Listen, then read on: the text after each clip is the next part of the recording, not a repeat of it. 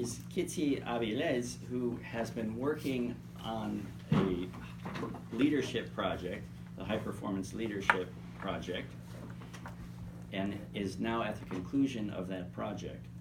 Tonight she's going to remind us what the project was, what the vision for it was, and what the project accomplished.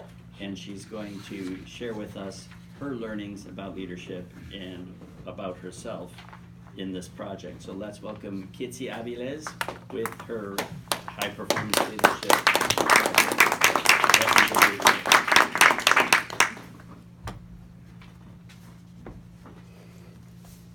Who knows what the Toastmasters tagline is?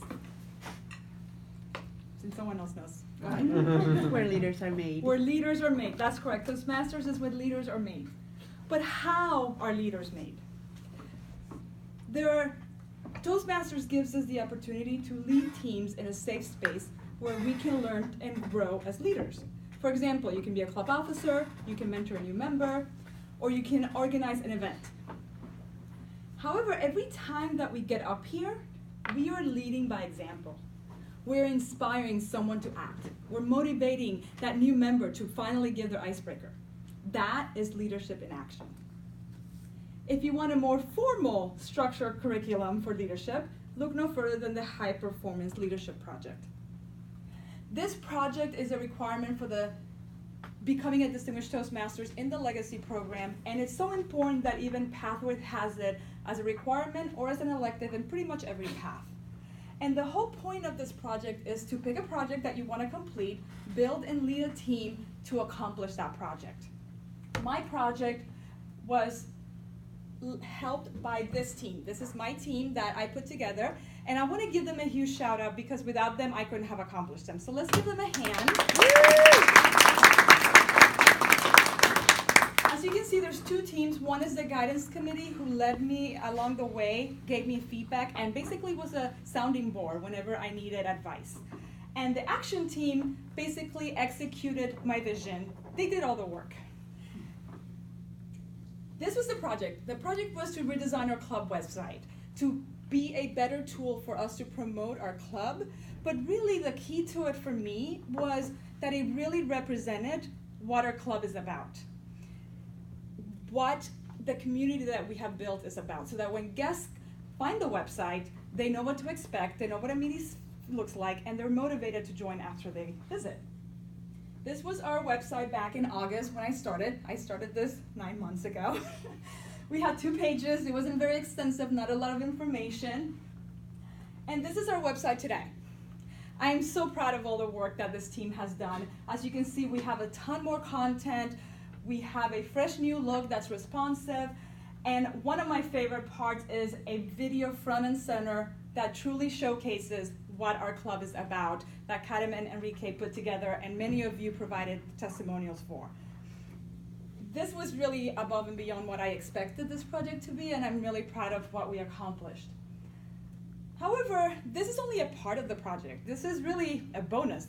Technically, you don't have to complete the project to complete the HPL. The project, the HPL, is about my leadership journey and what I learned while leading this team. And there were 3 key learnings for me that I want to share with you today. The first one is motivational strategies, which ironically is my path in Pathways as well. When I first began this project, I started Pathways about the same time, and I started to look at things through that motivational lens. When I put my team together, I thought I knew what each of their roles would be. But as I got into the project and I learned what their motivations were for joining my project and what they wanted to develop, that changed. I had to balance what did they want to develop, what skills they wanted to develop, with what could they contribute to the project. This is a key distinction that I hadn't really put into words before. I had to shift my thinking from what can this team member bring to the table to help me complete my project, very selfish thinking, to how can this project help develop that team member. That's what leadership is about, is motivating others to act.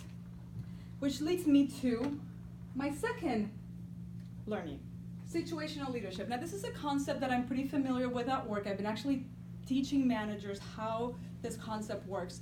And it's a situational leadership model that Ken Blanchard developed, in which he identifies these 4 distinct leadership styles that are defined by the amount of support and direction that a leader provides in any given situation. As a leader, my job is not to accomplish the task, but to empower others to develop their skills to accomplish that task. Many of us, I'm sure, find it far easier to do the stuff ourselves than to delegate. It's often a lot more work to actually explain and teach someone else to do the task than to do it yourself. And this is what I found to be my biggest challenge. When I met with my committee the very first meeting, I identified that my biggest area of growth was directing, giving people clear directions. And my committee said, no, you're pretty good at telling people what to do.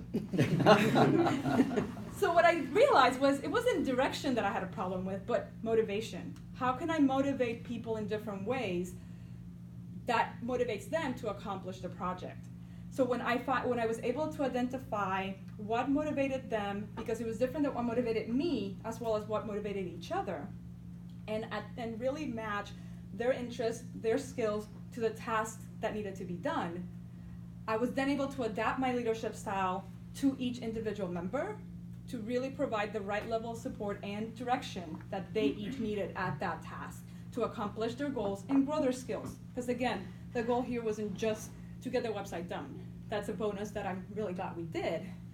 But it was to really help lead the team, grow as a leader, and help them develop. The last lesson is the most surprising one, and one that I thought I knew, but it was a really not so gentle reminder that the way that we communicate really affects the way that we lead. During the project, I received an email with some feedback that I reacted to emotionally. And I say react purposely because I really want to differentiate between responding and reacting. I reacted quickly, sent an email that I knew immediately after I sent it was the wrong way to go. So I reacted again, trying to fix it without thinking about it much, just made things worse. Once I took a step back and really looked at the situation and identified what I really needed to do to make the situation right and support that member, and I responded, that's where I became a leader, where I was really exhibiting leadership and not just reacting to emotions. This lesson hit me pretty hard because for someone who views herself as a leader pretty much all my life, I should know better. And for someone who has aspirations of being a district director pretty soon, I need to be better. So as a leader, we really need to think about the best way to respond, not just react. But that's the beauty of Toastmasters. With opportunities like the HBL, I have a chance to learn from those mistakes and apply them to the next big challenge in my life, which hopefully will be district director soon, in a couple of years. And that's my challenge to you. I challenge each of you, if you have the opportunity to do this project, the HPL. If it's an elective, go for it. Honestly, before I did this project, I looked at the paths and I was like, I am not gonna choose one that has this. I don't wanna do this again. But it was a really great experience. The guidance committee really helped me, especially putting the speech together, kind of brought it all together, just how much I learned through it and how much it helped me, because I thought, I've been leading forever, I don't need this, but we always have something to learn. So I'd really challenge you to take that on and think what project you could do. And I want to leave you with some tips so that you can learn from my mistakes. Start early.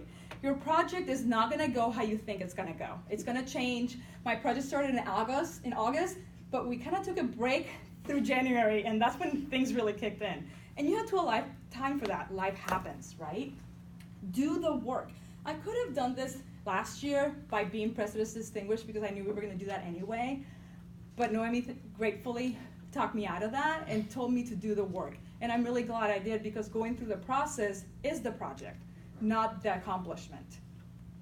Regular check-ins are important. The reason the project stalled in August is because I said, hey guys, here's what I want to do, go do it.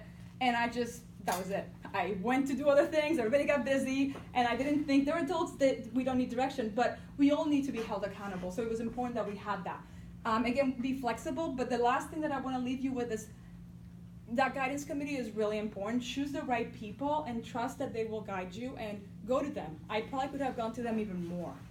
And I am here, having gone through this, I'm willing to be in your guidance committee, and I look forward to help develop you as a leader as you help develop your team. Thank you. Thank you, Kitty.